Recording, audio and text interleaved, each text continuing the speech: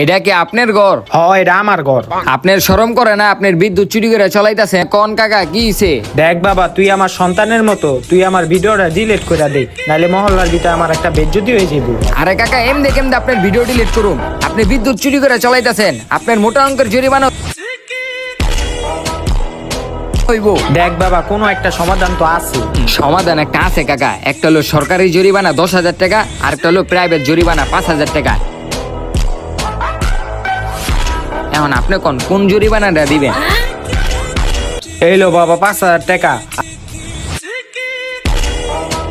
আর আমার ভিডিওটা ডিলিট করে দে তুই। আরে কাকা আপনি তো অনেক বুদ্ধিমান, খারান আপনার ভিডিওটা আমি ডিলিট করে দিতাছি। এই লোন কাকা, ভিডিও ডিলিট করে দিছি। বাবা তুই তো ভিডিও ডিলিট করে লাইছ, আর আমরা তো ভিডিও বানাই লাইছি।